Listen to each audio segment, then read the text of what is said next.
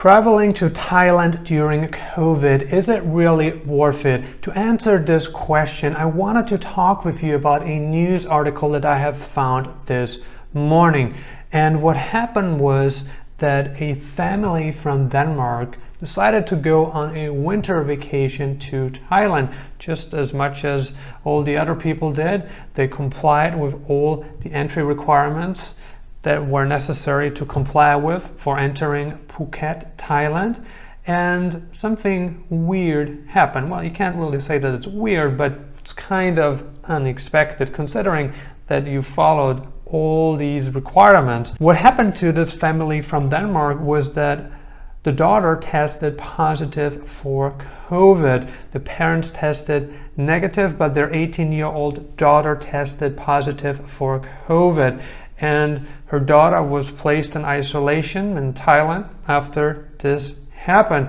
Now, we have to understand the preview of this. In order to enter Phuket, Thailand, if you're not aware, Phuket, Thailand offers a sandbox program, meaning if you're fully vaccinated and you have done a PCR test prior to departure, plus you tested negative upon arrival in Thailand, then you were free to travel throughout the country. I mean, you had to stay in the country for a number of days, but unfortunately what happened to this family is that only the daughter tested positive for COVID. You may ask, how is that even possible, considering that she is fully vaccinated, tested negative prior to departure, and now upon arrival she tested positive? Well, I guess things happen, life happens. The parents did not test positive even though they were on the same plane with her. It's really weird how this happens. Another thing to consider here is that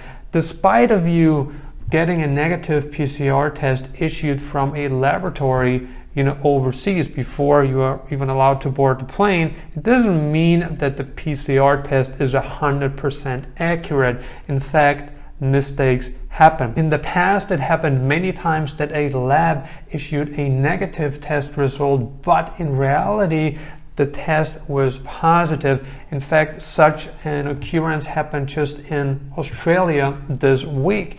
And of course, it is not very uplifting if this happens to you, because this family had planned to spend their Christmas and New Year's Eve in Thailand. They left on December 20th, then were planning to return back to Denmark, I think in early January, obviously not expecting that one of them or all of them would be quarantined in Thailand. Now, this is the worst case scenario, if you ask me, because you complied, you paid for all the tests, you got vaccinated, you did everything you could. And here we can clearly see that bad things happen to good people. And just because you were on a plane and just because you tested negative, just because you're fully vaccinated, does not guarantee you quarantine-free admission into Thailand. To make matters even worse, that girl was transferred from the island of Phuket to, I think, Krabi. And it was a 5-hour transfer. Now imagine that. I mean, you are ready, you're ready to enjoy your vacation. Turns out you test positive for COVID, and all of a sudden you're being transferred to an entirely different region in Thailand because they didn't have the quarantine hotel where she was located, so they needed to transfer her. She was transferred, and that is just a crazy experience. Another thing that a lot of people are missing out on because they just don't know that such a possibility exists is that if you were on the plane with someone and that person who you were on the plane with tested positive upon arrival in Thailand, then they're going to come after you as well, despite of you testing negative.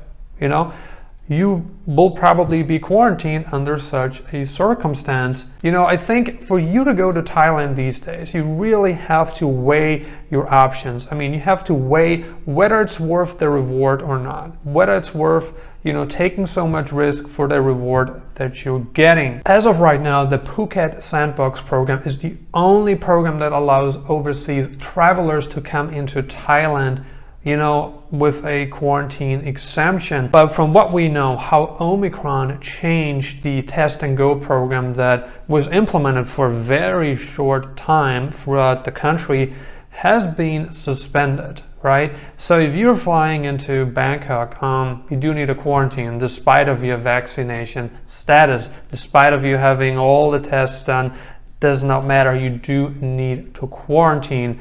And I shot a video, I think it was about a week ago, talking about how Thailand, just acted again too late, because they decided to put these restrictions in place after they had detected Omicron cases in the country. I mean, isn't it too late to tighten restrictions at this point? Because the virus, the new variant, is already present in the country. It doesn't magically disappear because you put some restrictions in place. It's a highly contagious virus that is going to spread, and the only thing that Thailand could have done was to close the borders before the first imported case appeared. Because if they would have closed the borders, then no further travelers, no further tourists would have been allowed to enter, and consequently it would have been practically impossible to get any Omicron cases imported into the country. I mean, possibly via the Thai-Cambodia land borders, that would have been possible, but it wouldn't have been possible by air. The problem is that countries put restrictions in place that are highly ineffective and that are usually placed too late. Instead of putting these restrictions in place, put out a travel ban right away. Or, close borders. But they don't want to close borders because nobody can get in, and they will make even less money or no money at all. So naturally they don't want to do that. But what they're doing here is everything but effective. One Omicron case turns into dozens of Omicron cases over the course of a handful of days. And then it's going to multiply even more. It's going to turn into hundreds, it's going to turn into thousands, into tens of thousands, into hundreds of thousands, millions of cases eventually. That is something that our authorities, that our governments don't get.